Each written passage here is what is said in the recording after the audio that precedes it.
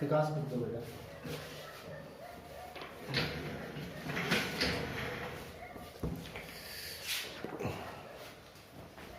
हमने कल कितने क्वेश्चन करते थे? 23।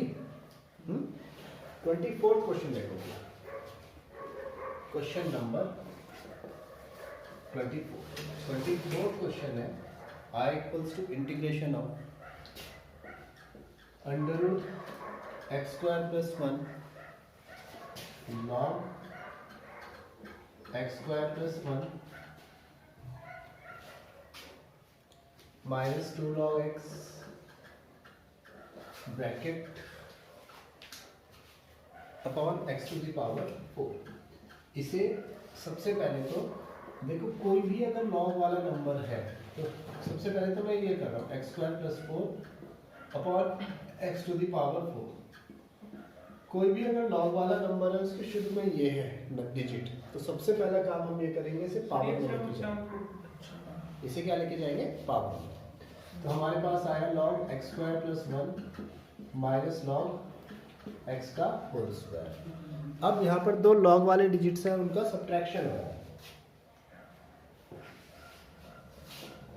सब्ट्रैक्शन का मतलब under root x square plus 1 x की पावर 4। जब कोई सब्ट्रैक्शन होता है लॉग में तो हम इसे अपॉन में लिख सकते हैं। ठीक है,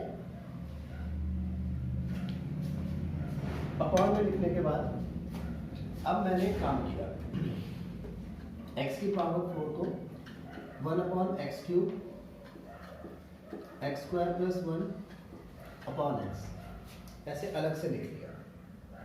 ठीक है, और यहाँ पर ये डिवाइड में है तो log x square upon x square कितना होगा?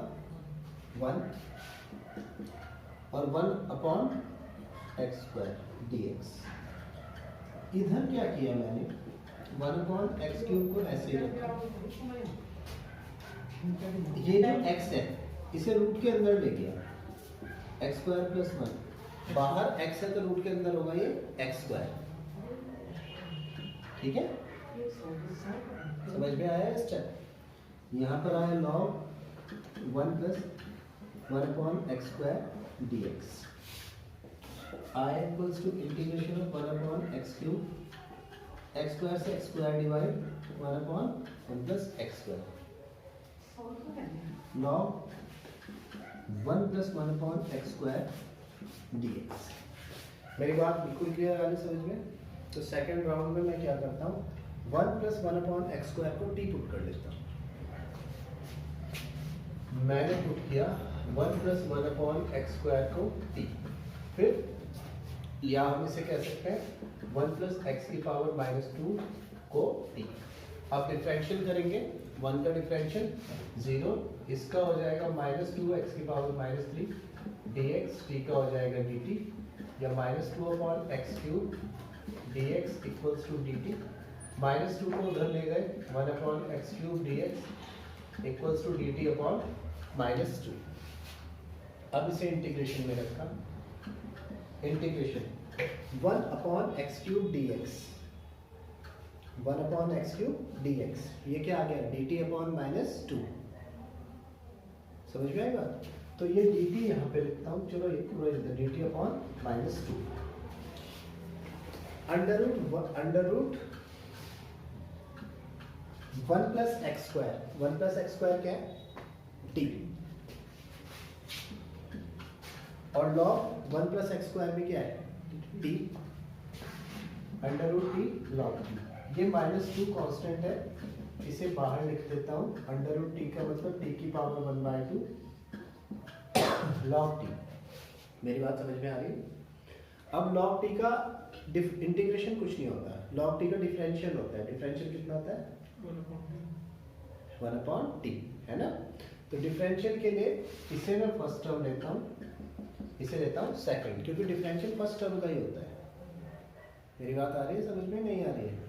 आ रही है ना? तो I equals to half first term log t as it is रहा, टी की पावर 1/2 का इंटीग्रेशन कर देता हूँ।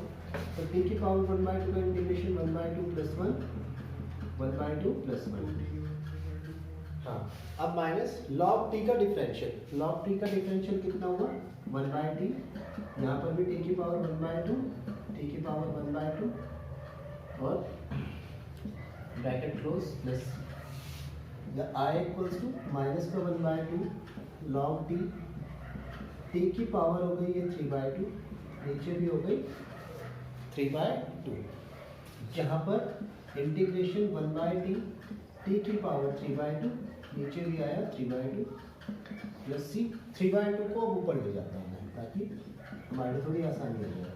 3 की पावर 2/2 के ऊपर 2/3 उल्टा लिख दिया 2/3, यहाँ पर टी की पावर 3/2 लॉग टी, इधर देखो, इधर इंटीग्रेशन 2/3 ऊपर आके टी की पावर 3/2 में से एक माइनस होगा। मेरी बात समझ में नहीं आ रही? 3/2 है ना ये, और इसमें इससे डिवाइड हो रहा है टी से, टी की पावर कितनी है 1, वो क्या हो जाएगी -1 प्लस सी। क्लियर आ रहा है? टी ऊपर जाएगा तो डिवाइड हो जाएगा। हाँ, तो टी की पावर ऊपर कितनी हो जाएगी -1, दोनों का बेस हो जाएगा सेम, टी की पावर 3/2 और -1। आ रही बात समझ में? तो अब इंटीग्रेशन में आगे i इक्वल्स टू माइनस का 1/2, 2/3, 2 की पावर 3/2 लॉग टी, और ये आ जाएगा 2/3 इंटीग्रेशन टी की पावर 1/2 प्लस सी, फिर से एक बार माइनस का 1/2, 2/3 टी की पावर 3/2 लॉग टी, 2/3, 1/2 प्लस 1 कितना हुआ 3/2, फिर से क्लियर, और फिर से नीचे क्या आ जाएगा 3/2 plus C, I equals to minus का 1/2, 2/3 टी की पावर 3/2 लॉग 2, 2/3 ऊपर भी आया 2/3 टी की power 3/2 plus C, I equals to minus का 1/2, 2/3 टी की power 3/2 log t minus 4/3 t की पावर 3/2 प्लस सी।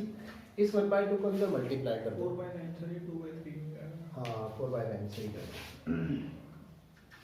इसे अंदर मल्टीप्लाई कर दो, तो यहाँ 2 से 2 कैंसिल, माइनस का 1/3 टी की पावर 3/2 लॉग टी, माइनस और माइनस प्लस 2/9 टी की पावर 3/2 प्लस सी, टी की पावर 3/2 कॉमन ले लो बाहर, यहाँ पर आया 2/9 और ये माइनस का 2, बल्कि अपॉन का 3 भी कॉमन ले लो, तो यहाँ है 2/3, 3 3 9, टी की पावर 3/2, नीचे का 3 बाहर है, माइनस का लॉग टी प्लस सी, और अगर करना चाहते हैं 1/3, अब हमारा जो टी है वो क्या है 1 + 1/x²,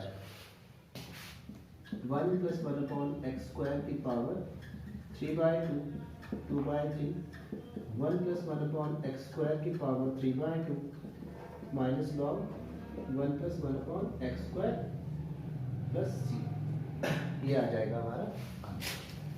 आगे और फर्दर सॉल्व करना चाहते तो इसे लिख सकते हैं x² + 1/x², x² + 1/x² और x² + 1/x²। कॉपी कर लो।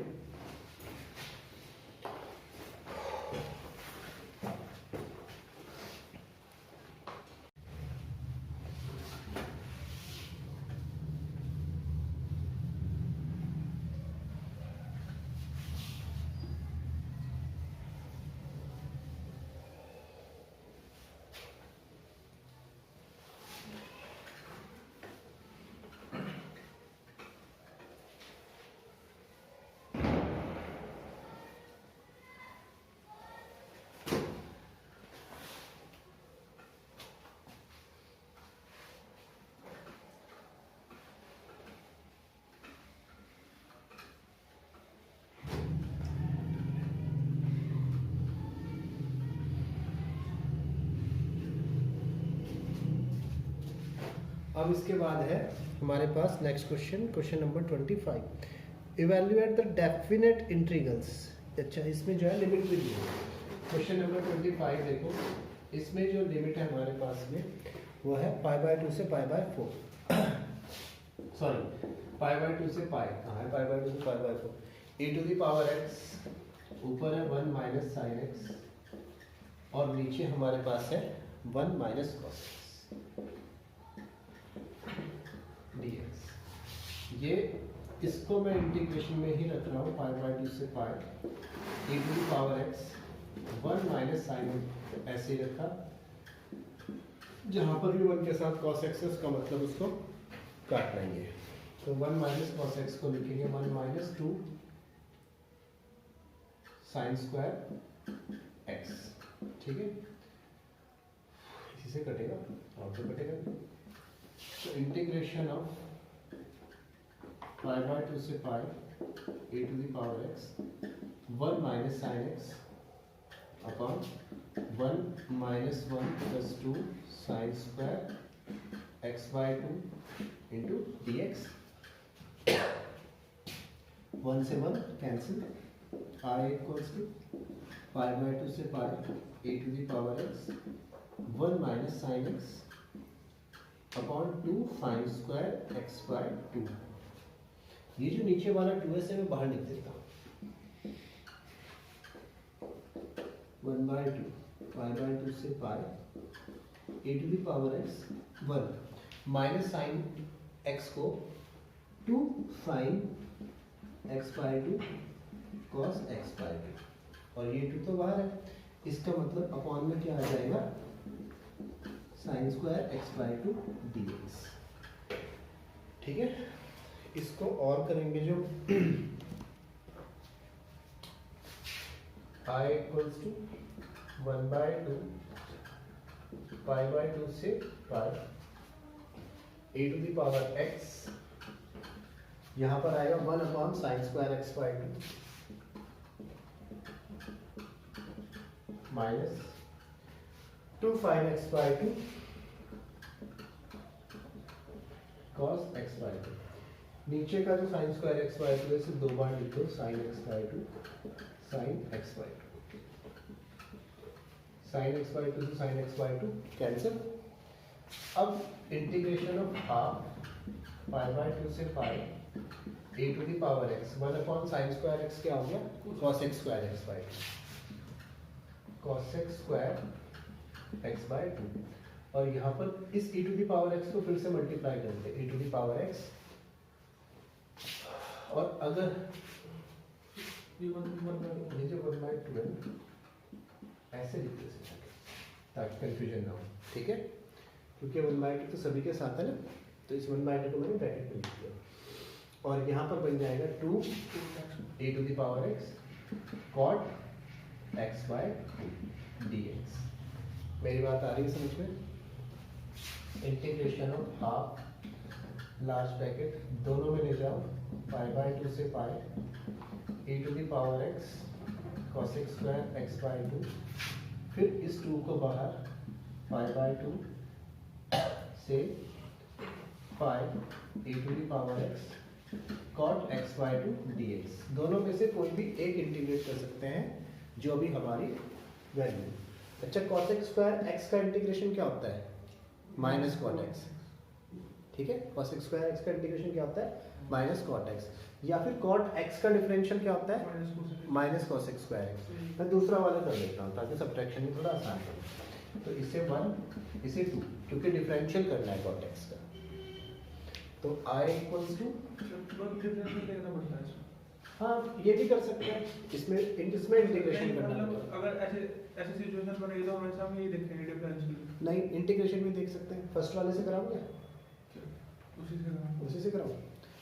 1/2 कैंसिल तो फिर भी हो जाएगा, π/2 से पाई e⁻x cos x square x/2 minus 2, यहाँ स्मॉल ब्रैकेट में लेके चल रहा ताकि बाद में सॉल्व करो।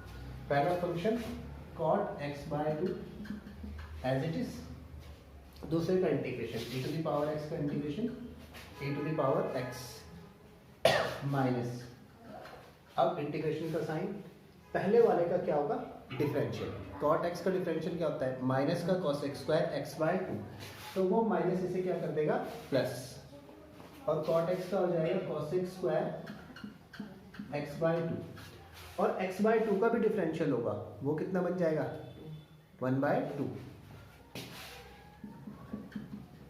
और e to the power x का इंटीग्रेशन बन जाएगा e to the power x small bracket 1 large bracket I equals to half large bracket pi से pi by two e to the power x cos x square x by two. अब इस 2 को multiply कर दो अंदर, minus का 2 e to the power x cot x by two plus into minus plus into minus minus, और ये जो 1/2 है इसे कहाँ आना चाहिए था बाहर, और उसकी 2 से मल्टीप्लाई होगी तो वो कैंसिल हो जाएगा। समझ में आ रही है बात? तो हमारे पास अब बच्चा इंटीग्रेशन में 0 से a तो मैंने लिखी नहीं आता, पाई बाय 2 से पाई माइनस का e to the power x cos x square x by 2, और ये आया पाई बाय 2 से पाई, लार्ज ब्रैकेट भी क्लोज हो गया। ये क्या हो गया हमारे दोनों के दोनों कैंसिल। अब हमारे पास जो बचा वो बचा हाफ, और यहाँ पे बचा माइनस का 2 e to the power x cot x by 2, और इसकी जो लिमिट थी वो क्या थी पाई बाय 2 से 0, यही तो थी, तो 0 पाई नेगेटिव से नेगेटिव कैंसिल। अब हमारे पास जो बचता है पाई बाय 2 से 0 नहीं, सॉरी पाई बाय 2 से पाई थी, तो हमारे पास जो इंटीग्रेशन है वो बचा negative e to the power x cot x by 2, यहाँ पर पाई से पाई बाय 2, नेगेटिव साइन के साथ पहले रखा e to the power pi cot pi by 2 minus e to the power pi by 2 cot pi by 2 और by 2 negative e to the power pi, देखो tan pi by 2 तो होता है infinite, और cot पाई बाय 2 होता है 0, तो यहाँ पर आ जाएगा ये 0 e की पावर पाई बाय 2, यहाँ पर आया cot पाई बाय 4, यहाँ पर 0 से मल्टीप्लाई करके 0, नेगेटिव e की power pi by 2 cot pi bye 4 1, तो हमारा जो आंसर आया e की पावर आया पाई बाय। कॉपी करो।